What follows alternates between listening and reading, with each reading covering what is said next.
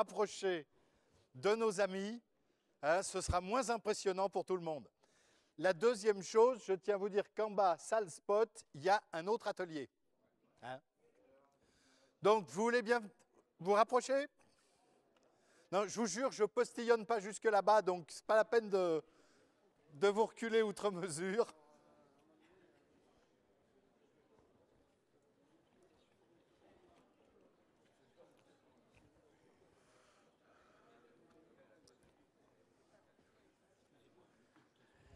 Oui. Je vais vous le... D'accord. Non, mais pas du tout. Si. Centre d'études et de formation des assistants techniques du commerce. On forme les ATC pour toute la France. Dans les chambres, dans les centres de gestion agréés, comme Laurent Pérénet, et puis dans les organisations professionnelles et les managers de centre-ville. Des assistants techniques du commerce. Voilà, je vais vous le préciser. Bien. Je vous comprends. Oui, ça, ici, vous êtes au 1. Le 2, c'est à l'étage. C'est salle spot. Et le 2 aura lieu ici, après. Voilà. Si vous voulez commencer par le 2, c'est en dessous.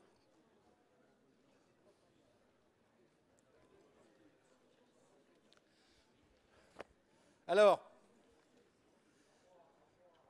on va avoir 2 temps. On va avoir un premier temps de travail en commun à partir de l'expérience de nos amis. Dans un deuxième temps, on aura un jeu d'autotest sur les qualités pour être repreneur d'entreprise. Donc, je suis en train d'hésiter. On vous le distribuera dans la deuxième partie. Parce que si je commence, vous allez lire, on va entendre des bruits, et puis on n'aura pas la même ambiance de travail. Donc, je me les garde en réserve de la République.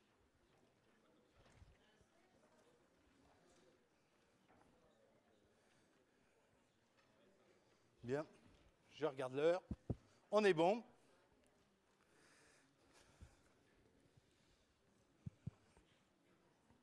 Prenez chacun un micro. Et puis, on va en avoir un pour la salle. Bien, chers amis, lorsqu'on transmet une entreprise, il y a tout un tas de problèmes techniques. C'est l'objet de l'atelier numéro 2. Mais il y a tout un facteur humain qu'on va essayer d'aborder ensemble dans l'atelier numéro 1. Et quand je dis facteur humain, vous avez vu ce matin, vous avez entendu des gens qui avaient fait des enquêtes sur un grand nombre de repreneurs et qui disaient, eh bien, les principaux problèmes sont, 1, que les gens ne se préparent pas assez tôt, c'est-à-dire on se pense comme éternel, comme chef d'entreprise, et puis au moment où on se sent un peu fatigué, eh bien, on commence à penser à la transmission. Peut-être aurait-il fallu y penser plus tôt, qu'il y a des techniques de communication pour rechercher des repreneurs, faire en sorte que les choses puissent s'accorder. Et puis, on vous a dit, il y a un gros problème en France du côté de gens qui ont été programmés pour être salariés. Je dirais par tout un système éducatif qui ne privilégie pas toujours l'entreprise, l'entrepreneuriat, voire la reprise d'entreprise. Donc, on a ces 2 écueils, c'est-à-dire des gens qui s'y sont peut-être pas mis assez tôt, et de l'autre côté, des gens qui n'étaient pas toujours assez préparés. Je dois dire que, ayant animé quelques colloques sur le sujet, aussi bien avec des indépendants purs et durs, qu'ils soient en nom propre ou en société, avec des franchisés, et puis avec des entreprises de taille encore plus vaste, ce qui m'a toujours personnellement amusé, vous savez, quand on doit animer quelque chose là-dessus, on a toujours peur de la question hyper complexe sur la technique. Donc, on relie des bottins techniques pour être sûr d'être capable de répondre à tout. Et on entend des gens qui vous disent si j'avais su, je m'y serais pris plus tôt, je me serais préparé à. Et puis, un leitmotiv qui est extraordinaire, c'est si j'avais su, ce qu'on ne m'a pas dit, c'est qu'il fallait préparer ma famille. J'étais salarié, je devenais chef d'entreprise et le record, c'était un polyfranchisé puisque j'animais le salon de la franchise et tout. Et à chaque fois qu'il disait, il était à sa 5e et les 3 premiers, il m'a dit, bah, ça m'a coûté mon premier divorce, mon 2e divorce. Puis la 3e fois, il n'était pas marié. Mais bon.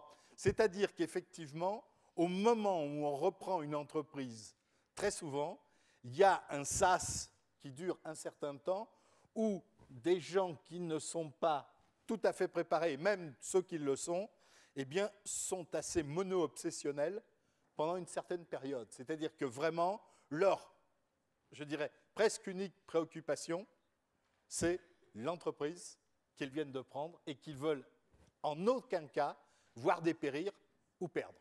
Ce matin, Yves Fouché a eu le culot de vous dire qu'il y avait des chefs d'entreprise qui semblaient plus amoureux de l'entreprise, qui prétendaient vouloir céder que de leurs épouses. Alors, on va travailler sur le sujet cet après-midi. Et je me tourne donc vers un vrai de vrai, quelqu'un qui est en train de céder. Voilà. Vous avez Bonjour. Une entreprise de placard. Voilà. Alors, vous vous présentez, Bon, vous leur expliquez. Bonjour à tous. Alors, je me présente. Je m'appelle Jean-Pierre Turiès. J'ai créé il y a un peu plus de 13 ans une entreprise d'avancement, donc dressing, placard, bibliothèque, bureau. Et j'ai actuellement 4 salariés. Donc cette entreprise m'a permis de vivre pendant un bon bout de temps. Mais actuellement, j'ai décidé que ma vie allait vers autre chose, puisque c'est des étapes. L'étape entrepreneur s'est passée, maintenant il faut la céder. Donc depuis un an, je m'y suis préparé. Donc j'ai fait des réunions au CGA, j'ai fait des réunions à la Chambre de métier, et j'ai regardé quels étaient les éléments à prendre en compte pour que la session se passe correctement. Parce que pour la petite histoire, mes salariés sont presque aussi vieux que l'entreprise. Donc moi, mes salariés sont rentrés et toujours restés, donc j'ai quand même un côté affectif qui est important. Et donc je voulais céder à quelqu'un qui soit capable de pérenniser l'entreprise. Et d'ailleurs, parce que je compte rester un petit peu dedans pour les aider. Voilà, donc le facteur humain est chez moi important. D'ailleurs, j'avais obtenu il y a 3-4 ans au CGA les ailes de l'espoir en gestion et management, le trophée d'or à Paris. Et voilà, donc je comptais faire honneur à ce trophée en passant à l'entreprise de manière correcte pour que mes salariés aient une suite de vie dans l'entreprise possible. Alors une première question, est-ce que vos salariés étaient intéressés à reprendre l'entreprise? Non.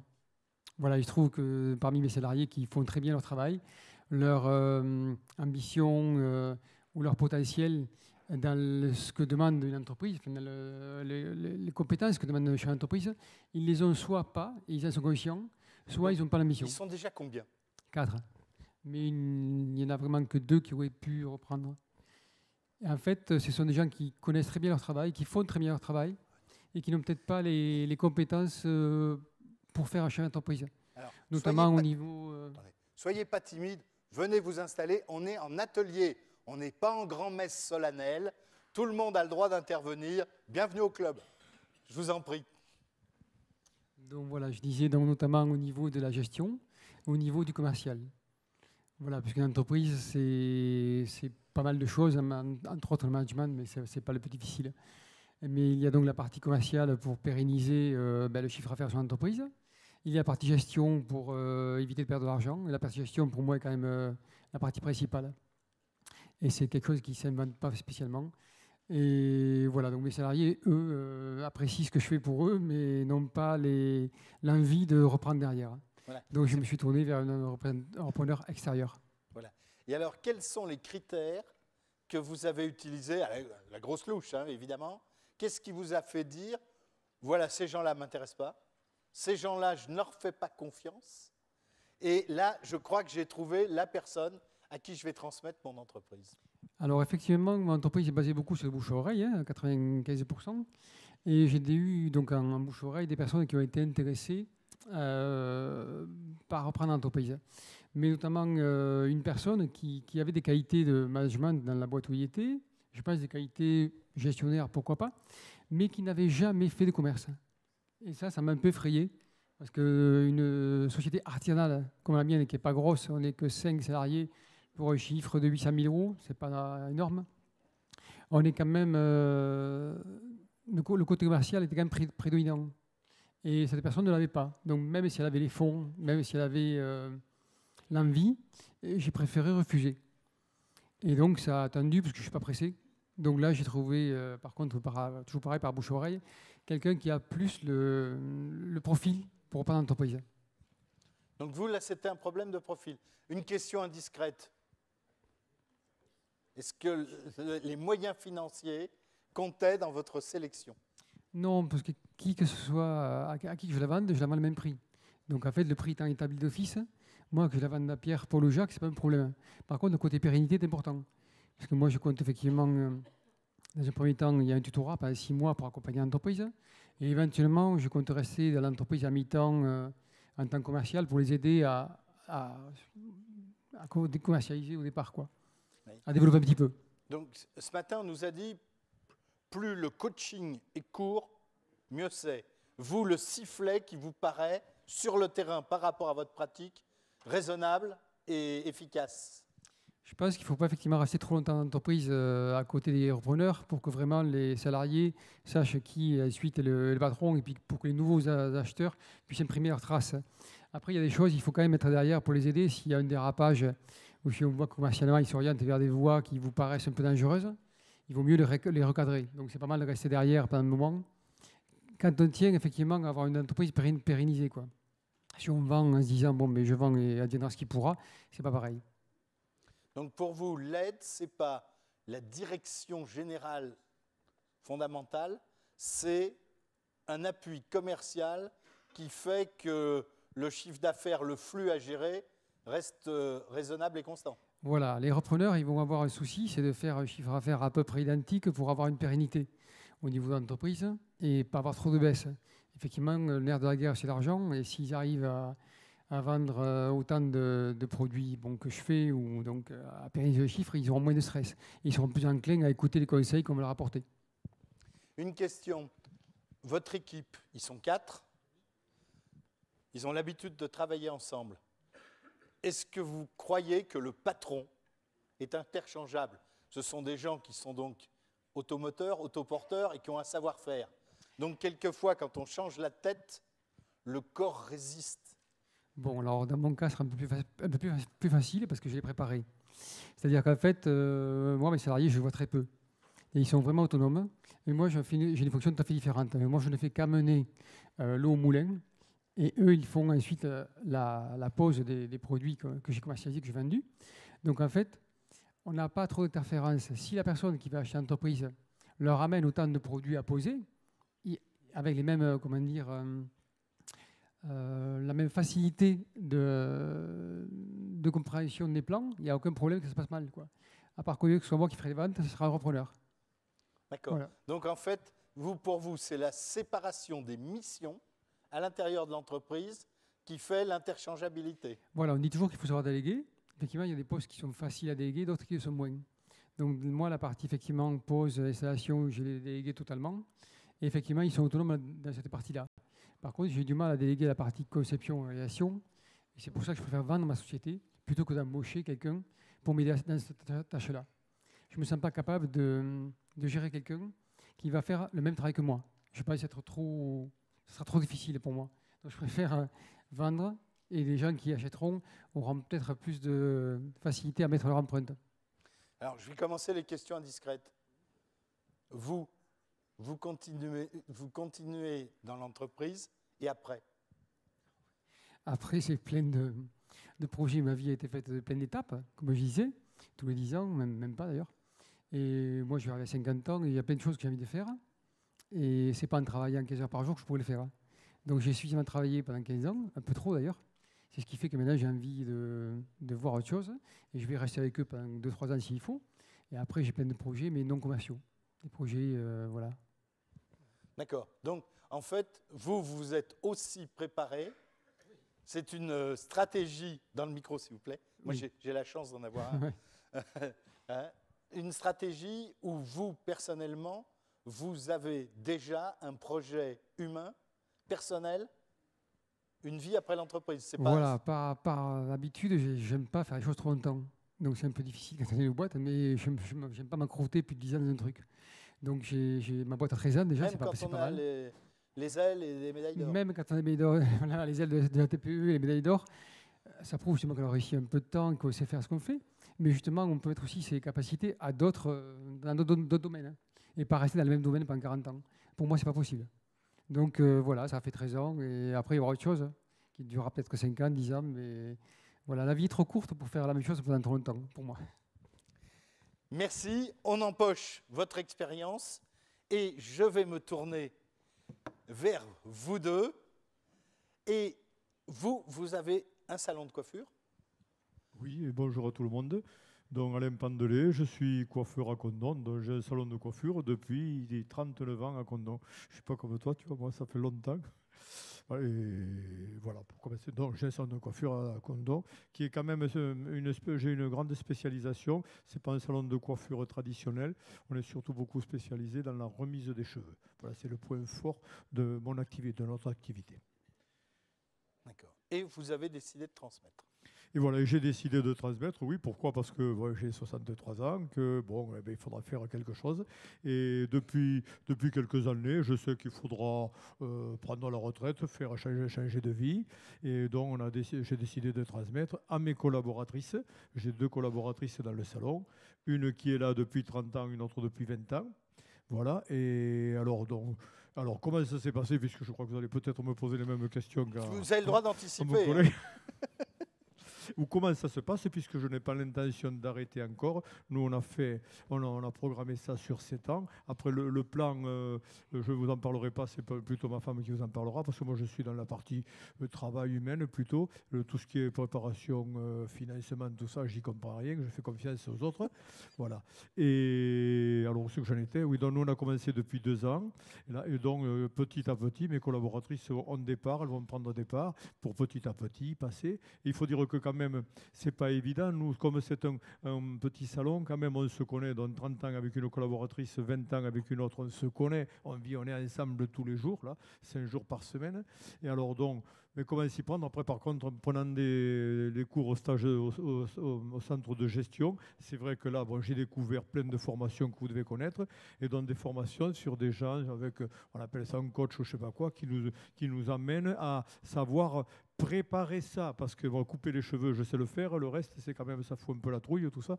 Et alors, bon, grâce à ça, bon, on nous a amené, on travaille avec Madame Mortera, qui fait de la formation là depuis des années, peut-être beaucoup de personnes la connaissent, qui nous amène une façon de mieux préparer ça. Et je l'en remercie déjà. Voilà.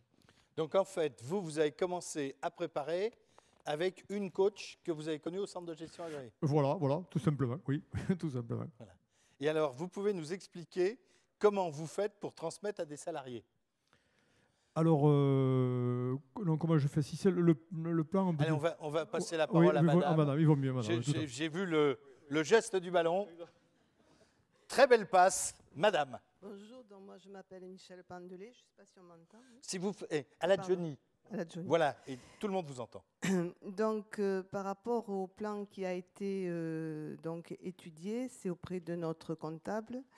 Il est arrivé à l'âge de la retraite, donc vous voulez, puisque par rapport à tout ce qui avait été fait, on pouvait continuer à travailler en touchant une retraite.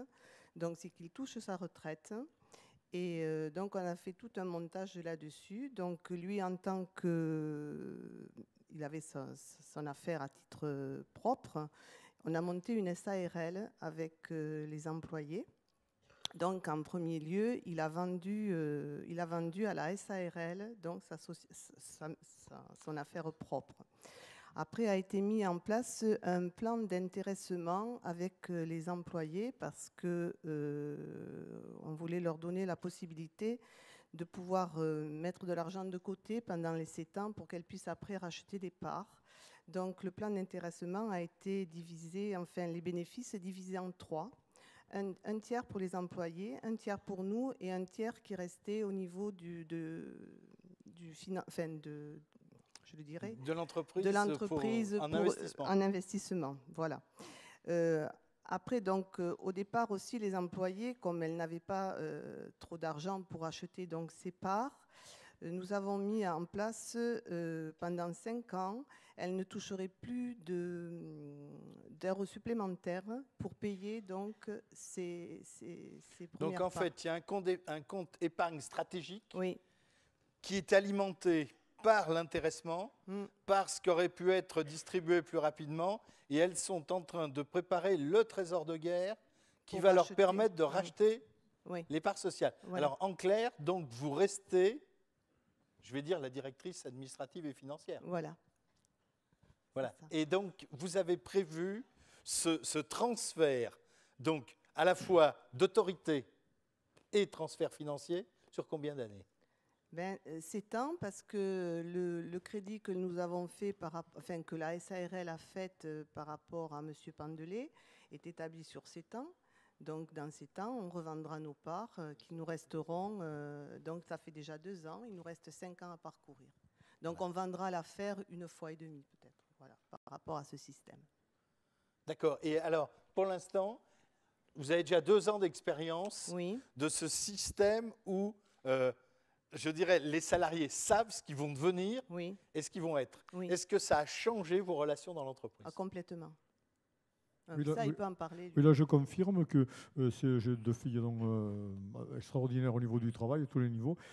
Pourquoi, je ne sais pas, mais ça a pas complètement. Il y a d'autres motivations. Il y a autre chose qui se passait complètement.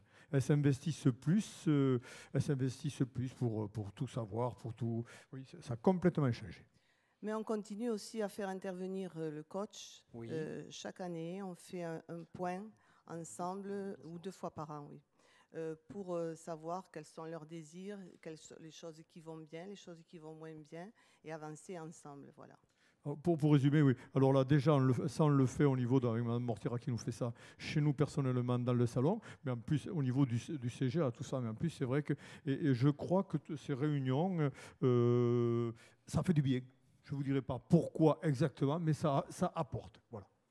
Ça apporte. Et donc là, vous avez des gens qui ont déjà l'impression qu'elles sont en train de travailler pour elles. Ah oui, complètement, tout à fait. Parce qu'elle me pose plein de questions qu'elle ne me posait pas du tout avant, sur la gestion, sur tout ça, sur la publicité, sur plein de choses, complètement, ça c'est sûr. En fait, ça se fait en douceur. Elles ne Oui. sont pas paniquées parce que bon, ce que leur faisait très peur, c'est au niveau de tout ce qui était comptabilité, gestion et tout, ce dont je m'occupe. Oui. Donc, moi, je faisais ça un petit peu à la maison. J'ai tout monté au salon et on fait ça ensemble. Et petit à petit, elles dédramatisent un peu l'ampleur de la chose. Donc en fait, vous êtes en train de nous dire que là, il s'agit de femmes Oui. et que leur problème, ce n'était pas un problème de pouvoir, Non, mais un problème de savoir. savoir. Et que plus elles savent, plus elles se disent je suis capable. légitime à prendre ce pouvoir. Oui. Une question, des hommes, ça aurait été pareil, à votre avis? Je ne sais pas, comme ce n'était pas le cas, mais je pense que ça doit être possible, oui. Hein, parce que là, véritablement, et le coach, le rôle du coach, pour vous, vous auriez besoin d'un coach uniquement à des moments extraordinaires comme la passation, la transmission d'entreprise, qui est un moment tout à fait particulier, ou est-ce que vous pensez que le coaching, c'est-à-dire un œil extérieur, est utile même sur du quotidien où Tout vous le êtes... temps, tout le temps. Tout le temps. Complètement. Voilà. Avant, je prenais ça, je ne sais pas comment dire, ces gens-là, je sais pas, je les prenais un petit peu superficiels, c'était nul. Pour moi, honnêtement, c'est des gens qui vous font voir autre chose de la vie. Une question, vous avez expérimenté des coachs? Non, pas du tout. Pas du tout. Et c'est une idée qui... Non, ça n'est pas venu à l'idée. Voilà. Hein. Donc vous transmettez, vous déléguez sur ce qui n'est pas votre domaine d'excellence. Voilà. Je pense que les gens sont toujours plus compétents dans un domaine que dans un autre. Je ne crois pas trop aux gens qui savent tout faire vraiment trop bien. On a des domaines toujours un peu plus forts. Donc autant laisser faire à ceux qui savent leur domaine uniquement et essayer d'avoir des personnes spécialisées dans chaque domaine. Et vous savez, quand on tire le meilleur de chaque personne. Quand on veut tout faire à une même personne qui ne sait pas faire, elle perd du temps et donc être un peu moins efficace. Et donc vous, pour l'instant, le coach, c'est pas Alors, je pose une autre question. Le conseiller stratégique, vous avez vu qu'il y a une ruse dessus, avec, on était en nom propre, on passe en SARL. Cette SARL permet une transmission en douleur, fonds d'intéressement, etc. Là, ce conseil, qui est un conseil technique, c'est plus l'atelier numéro 2, vous allez me dire. Mais est-ce que c'est quelque chose donc, que vous aimeriez avoir comme accompagnement ou est-ce que ça vous paraît pas nécessaire dans votre cas? Mais moi, j'ai déjà pris mes conseils auprès de mon comptable, auprès de la chambre des métiers, auprès d'un avocat. Donc tous ces gens-là sont déjà spécialisés dans la reprise d'entreprise. Il y a des avocats d'affaires spécialisés là-dedans. Il y a votre comptable qui est un bon cabinet qui peut vous renseigner. Donc moi, après avoir pris tous ces renseignements auprès de chiens compétents, je n'ai pas jugé bon, effectivement, d'avoir d'autres informations. J'ai déjà eu toutes mes réponses. Après, ça peut être utile à d'autres personnes, quoi. Oui. Si je peux rajouter, alors nous, au niveau du coach, ça a été surtout sur l'humain que ça a été fait, parce que le reste, je suis complètement d'accord avec mon ami à côté. Après, c'était pas son rôle, le reste, c'est gens spécialisés. Mais c'est surtout pour faire comprendre, c'est dans l'humain, dans la relationnelle, pour passer ça, puisque là aussi, elle savait, cette personne on se connaissait, mes collaboratrices, depuis 20, 30 ans, tout ça, mais il faut faire démarrer la mayonnaise. Et moi, je me sentais pas, même si on en avait parlé comme ça entre nous, puisque je vous dis, travaillant tous les jours ensemble, on parlait bien, t'es rigolant, même des clients qui me disaient, parce qu'ils me voient depuis 35 ans et plus, alors quand c'est que vous arrêtez la retraite, tout ça, même si elle n'est pas mis de suite, c'est obligé de faire un chemin. Et je sentais que les filles se plaisent pour l'instant, mes collaboratrices là-dedans. Alors voilà, mais le rôle du coach, ça a été de ce côté-là. Hein, pour moi. Alors je vais être très indiscret. À la retraite, vous avez des projets, parce que, alors j'ai trahi des secrets, mais j'ai vu, bon, je crois qu'on est de la même année. Peut-être, oui. 49 ? Oui. Bon, donc on n'est plus des perdreaux de l'année. On a quelques amis qui ont pris la retraite avant nous. Oui. Et je constate plusieurs choses. Je vois d'abord des commerçants que j'ai connus très fatigués et qui me disaient, Jean-Luc, avec tous les impôts, les trucs, les taxes, vivement à la retraite. Et maintenant qu'ils sont à la retraite, je les retrouve chez des copains en train de donner un coup de main à la vente parce qu'ils n'ont pas pu se passer des clients.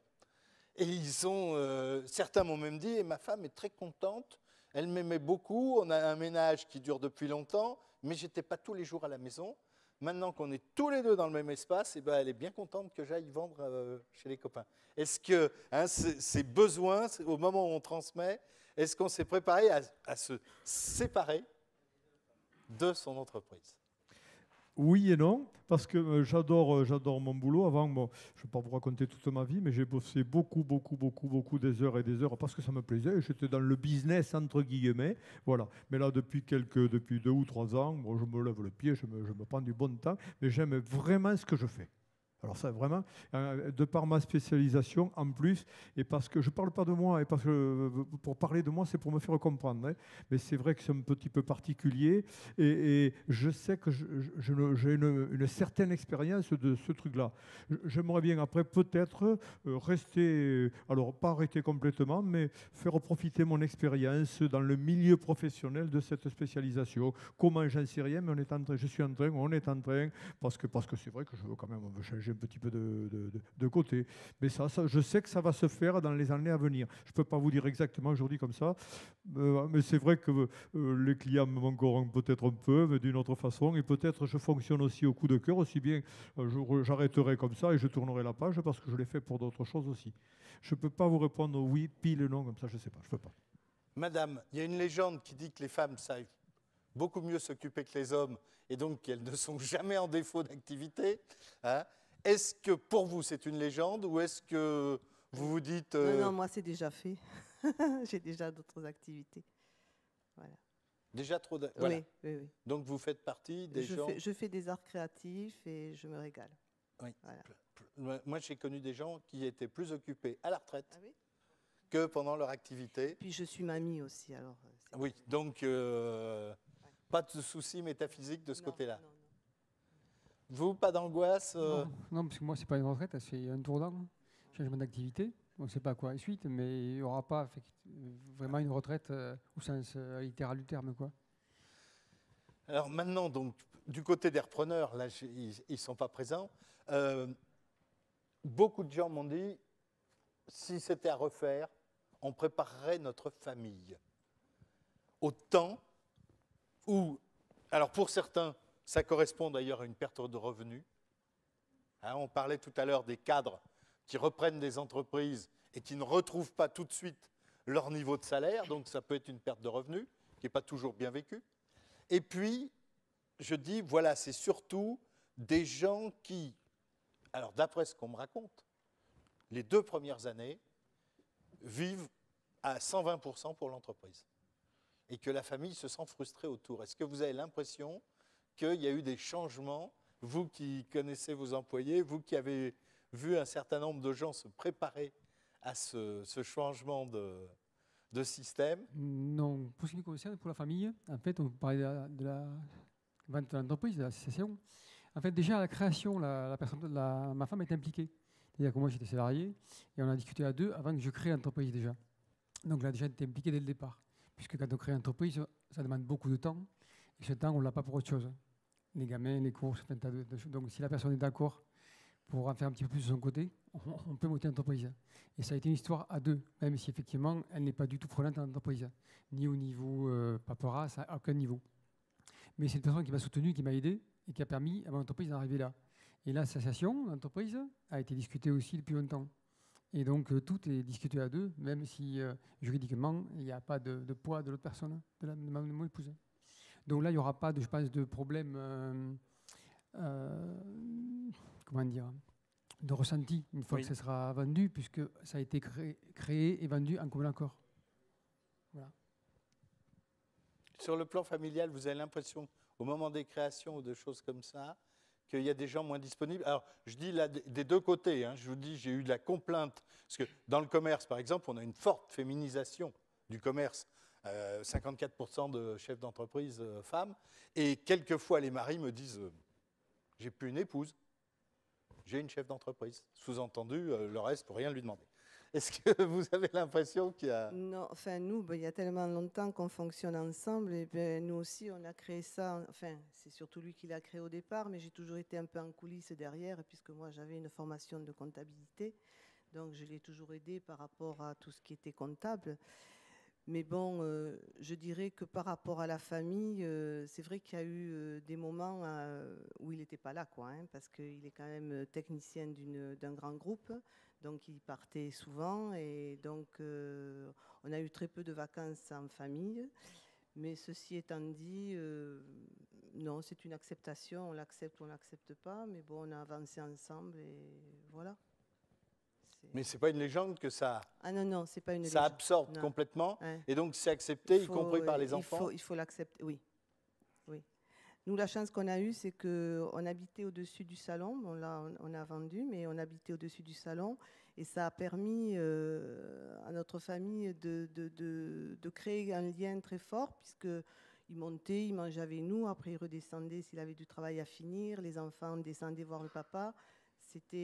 Ça, c'était important. Et une question, les enfants ont eu envie de reprendre ou pas? Non,